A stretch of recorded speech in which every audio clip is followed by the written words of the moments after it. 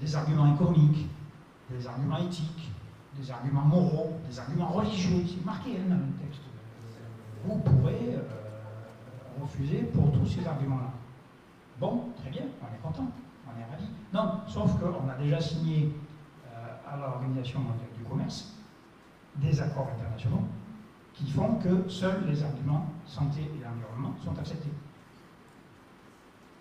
Le protocole de Carthagène, bon, c'est quelque chose un accord international qui permet d'utiliser des arguments économiques, mais il n'a pas été signé par les États-Unis. Et les producteurs d'OGM, c'est les États-Unis. Donc, si un pays refuse, pour une question qui n'est pas santé-environnement, pour des arguments qui ne sont pas fondés sur la science manipulatrice dont je vous ai parlé, c'est immédiatement cassé à l'Organisation mondiale du commerce ou avec les accords de libre-échange. Donc, finalement, oui, Monsanto a dit, moi, je ne vendrai pas de maïs BT en France. Donc, il ne va pas attaquer la loi française qui interdit les OGM. Mais le prochain OGM qui voudra vendre, il l'attaquera tout de suite. Donc voilà le marché de dupes qu'on est en train de nous vendre. Oui, cette loi elle va rester quelque temps. Enfin, le Conseil d'État français peut la casser. Parce que comme elle n'est pas conforme à la réglementation européenne actuelle, puisque la réglementation européenne n'a pas encore changé, elle est conforme à la réglementation européenne qui va changer. Donc l'UMP, l'opposition, ils ont fait un recours au Conseil d'État pour casser cette loi parce qu'elle est anticonstitutionnelle puisqu'elle ne respecte pas les règles européennes. Après, le Conseil d'État, peut-être il va dire ils sont en train de discuter à l'Europe pour les changer. On va voir ce qui se passe. Donc voilà, on est en pleine manipulation, marché de dupes. Donc pourquoi le gouvernement a pris cette loi? Parce que ces électeurs ne veulent pas d'OGM. Parce que les faucheurs volontaires ont mis tous les problèmes sur la place publique, les ONG, la Confédération paysanne, vous, etc. Et aujourd'hui, ils ont pris acte. Moi, j'ai assisté récemment à un forum au Conseil des biotechnologies où les représentants de l'industrie ont dit eux-mêmes, bon, on a compris, les cultures OGM en France, c'est pas la peine de se battre pour les avoir. Les mêmes qui, il y a 3 mois, disaient que c'était un scandale. Ils ont compris. Mais qu'est-ce qui va se passer dans quelques années sur les OGM eux-mêmes? Sinon on résiste, je pense qu'il n'y a pas de problème. Si on arrête de se mobiliser, ils arriveront. Mais de toute façon, si les OGM visibles, étiquetés n'arrivent pas, les OGM cachés, ils sont déjà là. Et eux, ils montent à grande vitesse. Je ne sais pas si j'ai répondu à toutes les questions, sinon il faut y revenir. C'est là-dessus que je voudrais reprendre. Donc on est arrivé à lutter contre les OGM à travers des actions et des procès. Et tant qu'on a pu mettre le doute sur la transgénèse, on est arrivé à le faire. Actuellement, la question qui se pose avec les OGM cachés, c'est qu'on ne peut pas les dénoncer en tant qu'OGM. Donc, dans les procès, il y a eu des actions déjà, il y a eu déjà des actions sur les tournesols, il y a déjà eu des actions sur les colzas, il y a eu des procès, déjà au moins 2 sur le tournesol, mais la question qui se pose, c'est quelle chance on a de faire requalifier des OGM cachés, c'est-à-dire des OGM qui ne sont pas reconnus comme des OGM, quelle chance on a de les faire requalifier en OGM, puisque là, on n'est plus du tout puni pour avoir fauché des OGM, on est puni pour avoir fait un délit mineur de destruction de parcelles. Voilà. Alors, il suffit de lire la loi avant qu'il la change. Et effectivement, jusqu'à maintenant, on n'avait pas lu, et du coup, on s'est mis un petit peu à la lire. Je vous ai dit, la réglementation OGM, directive 2018, définit les plantes mutées comme des OGM. Par contre, il n'y a pas d'obligation d'évaluation, il n'y a pas d'obligation d'étiquetage, puisque la directive ne s'applique pas aux plantes mutées et aux plantes issues de fusion cellulaire. La directive commercialisation des semences, elle dit que les OGM selon la définition de la directive 2018, c'est-à-dire transgénèse, plante mutée, c'est fusion cellulaire, doivent être évalués et étiquetés. Et que s'il y a un risque pour la santé, le gouvernement peut en urgence interdire la commercialisation des semences et en passant par une procédure européenne faire interdire la culture. Ça, c'est dans une directive qui concerne toutes les semences. C'est qualifié d'OGM. Ça renvoie à la définition du qualifié d'OGM. Donc aujourd'hui, leur commercialisation est illégale parce qu'elles ne sont pas étiquetées, parce qu'elles n'ont pas été évaluées. Le problème, c'est que l'enregistrement au catalogue ne s'est pas fait en France, mais en Angleterre, etc. Donc il va falloir qu'on aille poursuivre les tribunaux dans ces pays-là. Et le gouvernement peut, s'il fait la preuve d'un risque pour la santé ou l'environnement, les interdire. Le risque pour l'environnement est évident. On a toutes les études scientifiques. C'est celles qui ont été faites sur les OGM tolérants aux herbicides aux États-Unis. Il y a des publications scientifiques françaises. Le principal spécialiste des herbicides en France, à l'INRA, a déjà annoncé la catastrophe. Le ministère de l'Environnement aussi, il y a des publications officielles.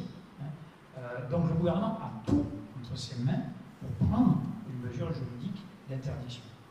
Alors après, il faut qu'il accepte de se battre contre Bruxelles, contre l'industrie, contre la FNSEA, contre M. Belin et compagnie. Ça, c'est de la politique.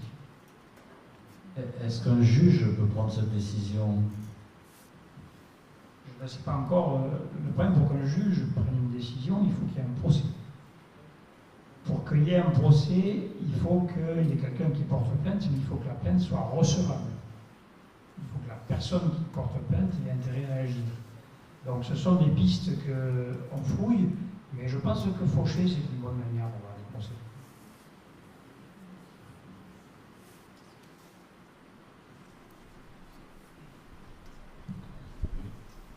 Est-ce qu'il existe dans notre pays européen ou dans le monde des organisations équivalentes aux faucheurs volontaires? Alors, en Belgique, les faucheurs de patates, là, font beaucoup parler d'eux. En Angleterre, il y a eu plusieurs fauchages aussi, en Allemagne aussi. Alors en Allemagne, ils font ça en procession, ils vont dédommager le propriétaire. Mais bon, il y a des procès aussi. En Espagne, il y a eu quelques actions de fauchage. Donc ça, c'est ce qu'on connaît, disons, en Europe. Après, vous avez l'Inde. En Inde, vous savez tous qu'ils sont bouddhistes et qu'ils font des crémations. Donc, ils ont crémationné plusieurs fois Monsanto. Les bâtiments, les gens, tout quoi. Voilà. Ça fait partie des pratiques religieuses. Pour vous dire que quand ils se réunissent en Inde, il y a du monde. Hein. C'est par dizaines de milliers qui se réunissent. Donc, quand il foutent le feu à un bâtiment, on va voir les crémations en passant, et puis voilà. Donc, oui, la résistance, il y en a en fait. Vous avez vu tout ce qui s'est passé en Amérique du Sud récemment, que ce soit en Argentine, au Chili ou en Colombie, ou au Mexique, des actions contre les OGM. Alors chacun prend sa forme. La désobéissance civile telle que construite par les faucheurs volontaires français, avec la volonté d'aller au tribunal pour faire de la jurisprudence et faire changer les lois, aujourd'hui, disons que c'est certainement en France que c'est le plus développé. Mais la désobéissance civique, on ne l'a pas inventé. En Inde, ils savaient faire ça avant nous. Quand ils sont allés chercher le sel, les premières marches de sel avec Gandhi, c'était ça, quoi. Voilà.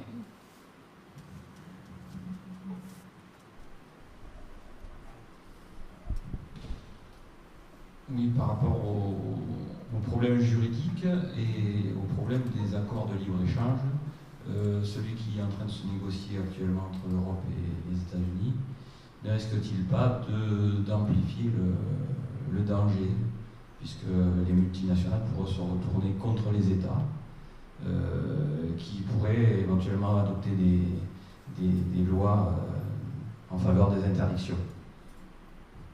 Alors, ils nous ont entendus. Oui, ils nous ont dit l'accord de libre-échange avec les États-Unis ne concerne pas les OGM, ne concerne pas le poulet aux hormones et le bœuf aux hormones, ne concerne pas le poulet nettoyé à la javel. Tout ça, c'est des pratiques américaines. On bouffe des OGM, on nettoie les poulets à la javel et on fout des hormones pour élever les vaches. Donc, ils nous ont dit que ça ne concernerait pas ça. J'ai tendance à les croire. Oui, parce qu'ils ne sont pas fous. Ils ils savent que bon, les élections régulièrement et que bon, il y a des trucs, il y a des chiffons rouges, quoi. Mais le Monsanto 810 aujourd'hui, c'est pareil, c'est un chiffon rouge, c'est une antiquité. C'est compliqué de faire la transgénèse, je vous l'ai expliqué, la mutagénèse c'est plus simple. C'est plus rapide, ça ne se voit pas, et ça coûte moins cher. Donc ils ne vont pas s'emmerder. Par contre, il y a un accord de libre-échange avec le Canada qui est signé en voie de ratification, qui est le modèle. Le Canada a un accord de libre-échange avec les États-Unis qui s'appelle l'ALENA. Donc tout ce qu'on signe avec le Canada, on le signe avec les entreprises américaines qui ont toutes un siège social au Canada. Mais cet accord de libre-échange, je ne sais pas si vous vous rappelez le machin qu'on appelait l'ACTA, l'accord international de lutte contre les contrefaçons. C'est beaucoup, nos enfants, en anglais, beaucoup plus au pays de l'Est d'ailleurs que chez nous, tous ceux qui vont sur Internet et qui téléchargent, on allait les mettre en prison. D'ailleurs, depuis, on a une loi quand même en France pour les surveiller. Donc, ils ont fait capoter cet accord de libre-échange. Cet accord de libre-échange, cet accord de lutte contre les contrefaçons, que le Parlement européen a refusé, il dit exactement ce qu'on a fait enlever dans la loi sur les contrefaçons en France. À savoir qu'il dit que les semences de ferme sont des contrefaçons. Donc, on peut saisir les récoltes et les détruire si l'agriculteur ne montre pas qu'il a payé ses droits de licence en achetant des semences. Donc ça, c'est un accord de libre-échange avec le Canada, c'est en train de se négocier. Alors si ça se négocie, je vous garantis que ça sera, avec le Canada, je vous garantis que ça sera dans l'accord de libre-échange avec les États-Unis. C'est dans l'accord de libre-échange avec la Corée qui, lui, on vient de le signer et de le ratifier. Alors pour l'instant, la Corée n'est pas connue comme un pays abritant de grosses industries semencières. Donc peut-être que ce n'est pas de ce côté-là qu'ils vont nous attaquer. Parce qu'un accord de libre-échange, une entreprise étrangère, même si la loi française autorise les paysans à faire leur semence sans payer le droit de licence, si l'accord de libre-échange dit qu'il faut qu'ils payent un droit de licence, l'entreprise nationale, elle, doit respecter la loi française, mais l'entreprise étrangère, elle s'appuie sur l'accord de libre-échange.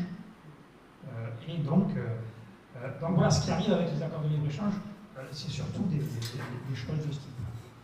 Il y a une autre chose qui arrive, vitesse grand V, c'est ce que je vous ai expliqué tout à l'heure, les décisions basées sur la science. Vous savez, vous avez les barrières tarifaires, c'est les droits de douane aux frontières, c'est la base de la souveraineté alimentaire, ça, on l'a quasiment tout supprimé, il y en a plus beaucoup. Après, il y a les barrières non tarifaires. On va aider telle entreprise pour telle raison, des prétextes environnementaux, etc. Ça doit être supprimé. Les seules barrières qui sont acceptées, c'est les barrières basées sur la science, c'est-à-dire basées sur l'avis des scientifiques de l'Agence européenne de sécurité des aliments, qui viennent tous de l'industrie, qui font des stages de 2-3 ans à l'Agence européenne, et qui ensuite retournent à l'industrie, puis qui ensuite vont faire un tour à la Commission européenne, et après on retourne de nouveau à l'Agence européenne de sécurité des aliments. Donc on parle beaucoup des tribunaux internationaux qui vont juger les différends entre une entreprise et un gouvernement, qui pourrait permettre à une entreprise de porter plainte contre un gouvernement qui prendrait une loi qui serait défavorable à ses bénéfices et de condamner le gouvernement à une amende équivalente aux bénéfices perdus. Oui, ça existe. Mais ça existe depuis longtemps, ça. C'est pas du tout nouveau. Oui, une entreprise américaine a fait condamner le Québec qui a refusé l'extraction de gaz de schiste et il a dû payer. Donc c'est un danger. Mais moi je vous dis, le plus gros danger, c'est tous les pouvoirs à l'industrie, à l'Agence européenne de sécurité des aliments, ou les agences équivalentes pour les pesticides, pour les médicaments, etc. C'est les normes basées sur la science. Parce que la science, aujourd'hui, c'est le mensonge fabriqué par la multinationale. Je suis désolé pour les amis scientifiques qui sont dans la salle, je les respecte beaucoup. Je parle de la science telle qu'elle est fabriquée par les multinationales.